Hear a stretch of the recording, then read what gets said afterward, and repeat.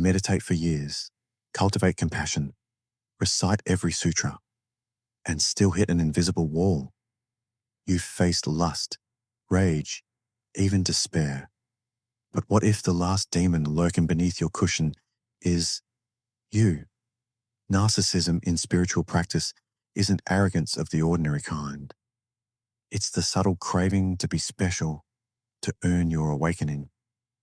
The final hurdle before enlightenment is the mirage of the enlightened self. I'm silent flame.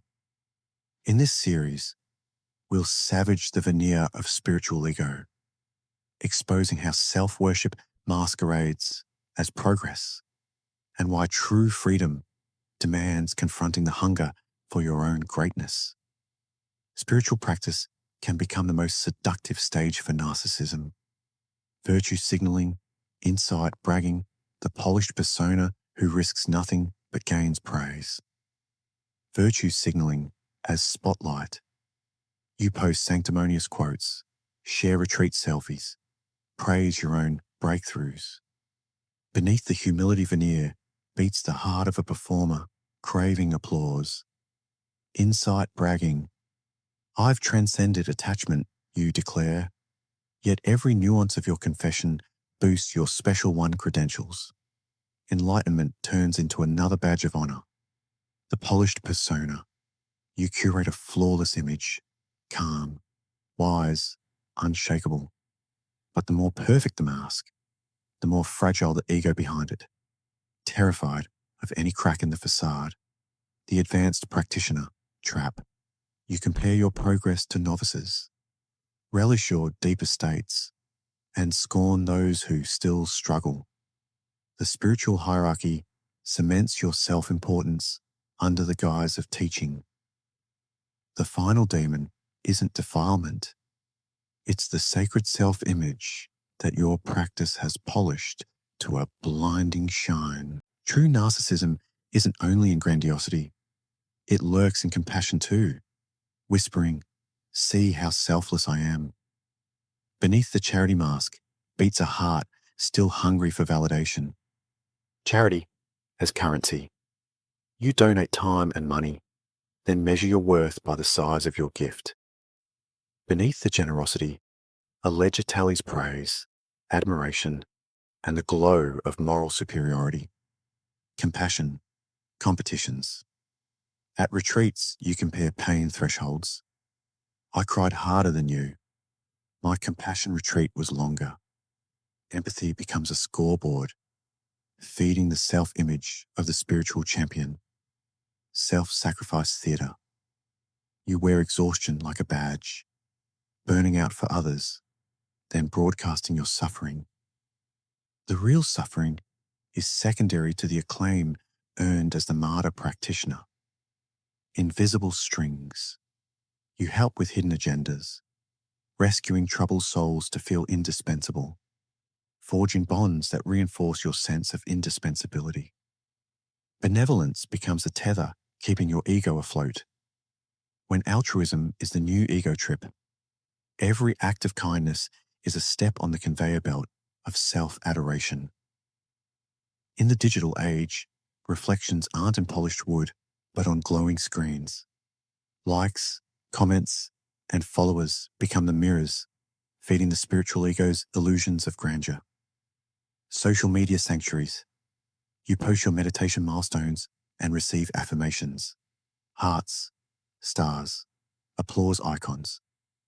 Each notification cements the belief that you are uniquely awakened, spinning a feedback loop of pride. Retreat reviews. As reputation 5-star testimonials fuel your sense of mastery. Critics are brushed off. Devotees' praise becomes a shield against any hint of self-doubt. The retreat's success is your personal trophy. In a dialogue of praise. Beyond the screen, your mind rehearses compliments. They said I was calm. They called me wise. This internal echo chamber drowns out any whisper of humility. The perpetual performance.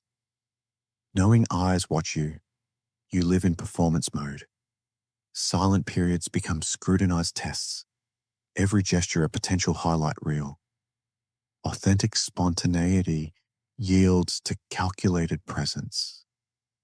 In the hall of mirrors, each reflection whispers, "Well done," blinding you to the cracks in the glass and the self trapped inside. Narcissism doesn't only inflate the self, it hijacks accountability. When mistakes happen, the inner performer flips the script. "It's never my fault." Spiritual victimhood. You claim oppressive teachers sabotaged your progress or say, "The Dharma failed me." By casting yourself as the wronged party, you sidestep owning your own choices and lapses. Projection of flaws. Every critique you deflect onto others. "You're too aggressive." "You don't understand compassion." This dismissal shields the fragile ego from introspection by making everyone else the problem. Gaslighting in the Sangha. Subtly, you undermine others' confidence, questioning their insight or suggesting they lack depth. In doing so, you shore up your own status as a true practitioner, evading any scrutiny of your own shortcomings. The higher purpose. Excuse. You rationalize errors, ethical lapses, hurtful remarks as sacrifices for a greater good.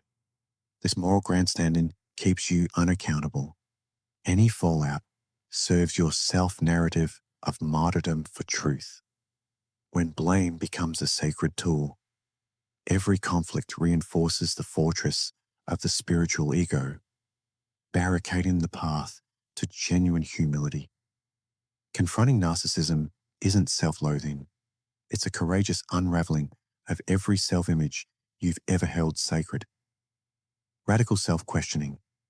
Start by asking, what part of my practice feeds my ego?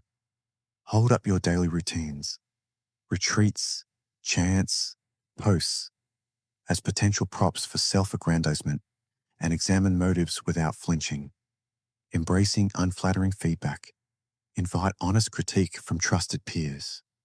When they name your blind spots, resist defensiveness. Lean into the discomfort, thank them, and sit with what it reveals about your hidden cravings. Service without spotlight. Undertake acts of service without announcing them. Let your generosity circulate anonymously. Test whether your compassion survives without the glow of recognition. Witnessing without identity. In meditation, observe thoughts of superiority or comparison as passing phenomena. Label them ego thought and return to simple awareness, practicing detachment from every self-story. True humility isn't about self-deprecation. It's the steady gaze that sees the ego's theater and refuses to audition for any role. Compassion can be another mask for narcissism. Yet when genuine, it shatters self-adoration like glass. Compassion versus sympathy. Glow. Sympathy pats you on the back. I feel your pain. True compassion peers deeper. I see your suffering as mine. This radical empathy dissolves the boundary between I and you. Embodied empathy. Feel the tremor in another's voice, the tightness in a stranger's shoulders. Let their pain ripple through your body, not as an experience to boast about, but as a seed of shared humanity. Compassion without agenda. Give without the ledger. No tally of good deeds. No craving for gratitude. When you act solely from the impulse to alleviate another's suffering, the ego has no purchase. Compassion becomes its own reward. The compassion alchemy. In moments of true compassion, your self-image melts. You aren't teacher or healer anymore, just the living presence that witnesses and transforms pain. Genuine compassion doesn't feed the ego, it devours it, turning self-obsession into pure shared being. Believing you are the teacher is the last veil of spiritual narcissism.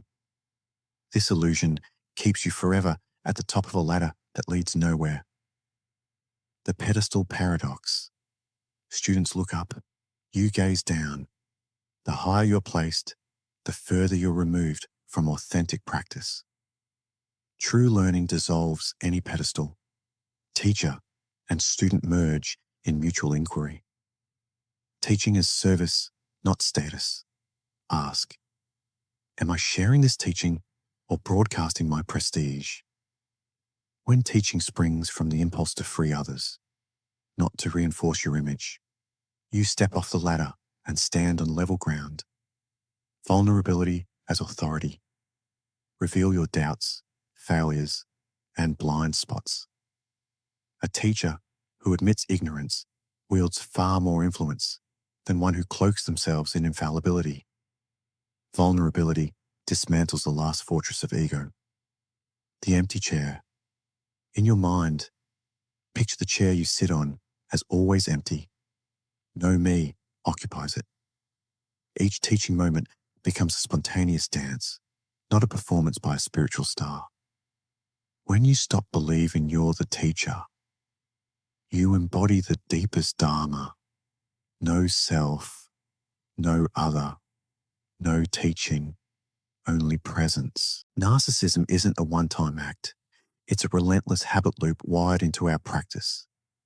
To clear the final hurdle, you must catch the cycle in motion and refuse to feed it. Trigger action reward in practice. You notice a thought, I'm special. The mind clicks into action. You polish your image or rehearse your latest insight. The reward, a surge of pride. This loop runs on autopilot until you shine a spotlight on its mechanics. Interrupting the script awareness itself can halt the cycle. The moment you spot the trigger, you've already separated from the story. Narcissistic patterns crumble when observed because the habit dies without its usual charge. Shadow work on repeat. Dive into recurring fantasies of admiration, of being the one to save others, of existing above reproach. Map these fantasies like GPS tracks leading you in circles. It's only by tracing them openly that you can step off the loop, cultivating the witness stance. Train your attention to become the impartial witness. Notice every spike of self-importance, not as you, but as passing data in the field of awareness. This stance drains narcissism of its power, leaving it no foothold. Habits live in darkness. Once we illuminate the loop, the final demon loses its home, and we step into the vast openness beyond every pattern. Imagine a field where no applause echoes, no likes, no accolades, no envy. This barren expanse is where true humility grows, unwatered by recognition. Falling off the praise cliff, stop, seeking applause, and feel the plunge. At first, the fall feels terrifying. Identity dissolves, self-worth unravels. Yet in that freefall, you discover your essence beyond feedback, the solitude of worthlessness. Without external validation, all roles, teacher, healer, mentor, vanish. You stand naked before yourself, stripped of titles. This solitude isn't loneliness. It's the fertile soil for humility's seed. Embracing smallness, relish the ordinary. Your breath, a blade of grass, the silence between heartbeats. In the absence of praise, you learn to value the unremarkable. Humility becomes your constant companion, not a reactive fix. The paradoxical flourishing. Ironically, when you claim no special status, a different bloom emerges. Authentic presence. People are drawn not to your constructed greatness, but to the genuine calm that radiates from someone who needs nothing. True humility isn't a posture. It's the quiet pulse of existence, beating steady when all praise has faded into the background. All the shattered mirrors of ego, narcotic loops, and raw smallness lead here. A fusion of genuine humility and unshakable awakening. This is where the enlightened heart blooms in the soil of its own dissolution. No self, no ego, no problem. In the crucible of humility, the boundary between observer and observed vanishes. There's no longer an I to inflate or protect, only the dynamic flow of awareness, free of any self-narrative. Compassion rooted in emptiness. True compassion springs from recognizing your own lack of inherent self. You respond to suffering not out of role or reputation, but as the spontaneous movement of emptiness taking form. Action without actor, decisions and deeds arise without deliberation by a solid doer. You may teach, heal, or guide, but there's no one behind the curtain, only the seamless unfolding of skillful means. Presence as the ultimate gift. Your very presence, unadorned by ego's flesh, becomes the beacon.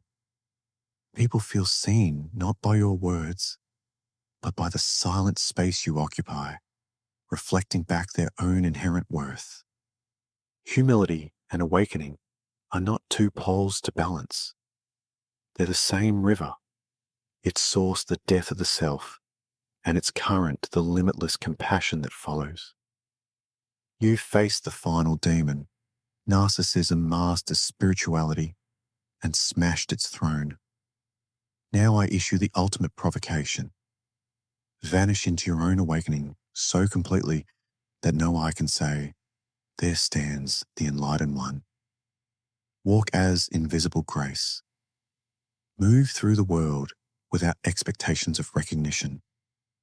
Let your wisdom echo not in applause, but in the subtle shifts you ignite in hearts you may never meet. Teach by not teaching. When asked, share only the question you carry. Serve only the need that calls. In refraining from instructing, you honor each being's own path and dismantle the last illusion of your authority.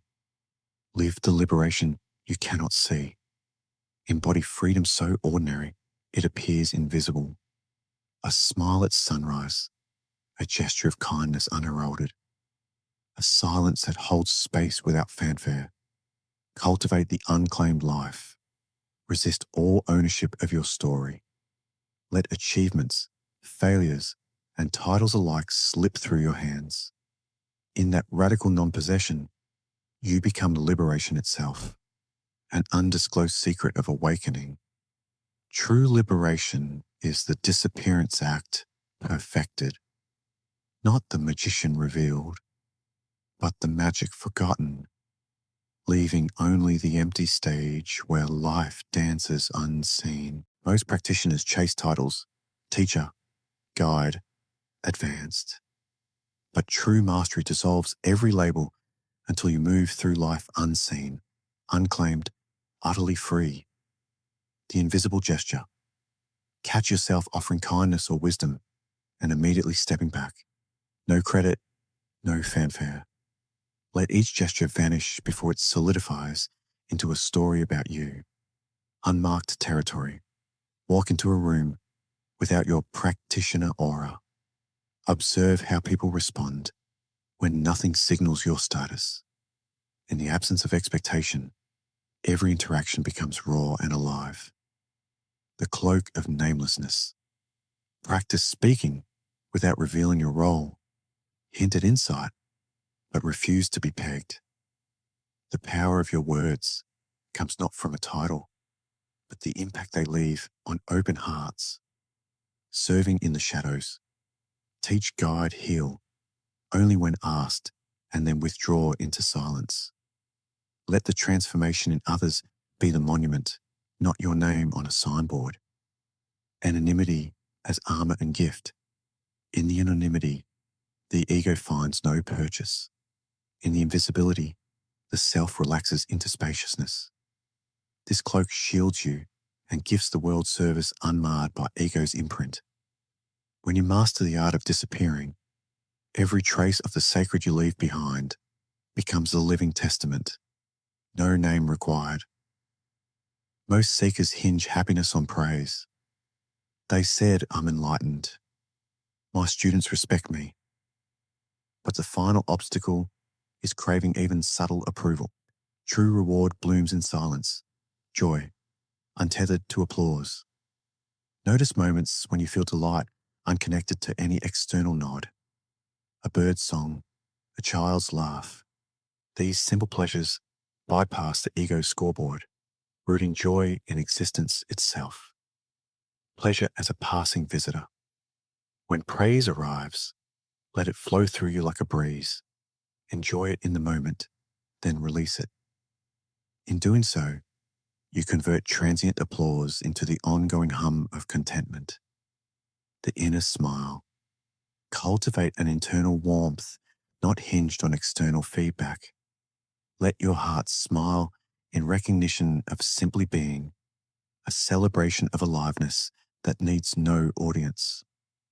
Freedom from the approval loop. Break the cycle. No longer chase compliments to fuel your practice. When you cease fishing for validation, you discover a deeper wellspring of confidence that nothing can drain. The final taste of liberation, this unspoken reward, joy, independent of praise, is the nectar that remains when every title and every accolade falls away. It is the taste of awakening itself. When your delight no longer hinges on the world's applause, you sip the ambrosia of freedom, a sweetness beyond every spoken or unspoken commendation. We've shattered every mirror of ego, from virtue signaling to martyrdom, from the I am the teacher trap to the craving for applause. Now comes the culmination, to embody a freedom that no hurdle can bind. Seamless presence. No more roles, no more scripts. Whether you sit in a temple or wait in line at the grocery store, you move as pure awareness, unmarked by self-importance, responsive to the moment's true need. Action without agenda. Every gesture, teaching, serving, speaking, springs from necessity, not from a desire for status. You act because it must be done, then vanish back into the unclaimed quiet of being, the unbounded heart. Your compassion flows without pause or preference. No walls between worthy and unworthy, no calculations of who deserves your care. Only the ceaseless stream of kindness, echoing the vastness of no self. Echoes of liberation. The impact you leave is intangible. A fleeting uplift in someone's spirit. A momentary relief from suffering. These echoes ripple outward, a living proof of freedom that requires no name or claim. The final act of confronting narcissism is not a feat to boast about. It is the silent dissolution of every I, leaving only the dance of life unencumbered. This journey began with your own reflection as adversary. Now I issue the last provocation. Live so fully in each breath that no trace of self remains to chase or to celebrate. Breathe as liberation. Each inhalation is a doorway, each exhalation a release of all claims. Let your breath become the rhythm of freedom, uniting horizonless sky and boundless earth. Move as mystery. Walk, sit, speak, not as you, but as the unfolding of presence itself. Let your life be the unscripted revelation of what awakens beyond every concept. Serve as silence. Let your kindness be the hush that precedes birdsong, quiet yet transformative. Act without leaving footprints of ego, embodying the last gesture of compassion. Live as the unseen flame. You are the spark that burns without a wick, the unseen flame sustaining all without seeking a name. In that radiant anonymity, you carried a final gift, awakening untouched by ego's shadow. When every breath, every step, every act is liberation incarnate, you become the living proof that the final hurdle has been transcended. No story left, only pure, unclaimed being.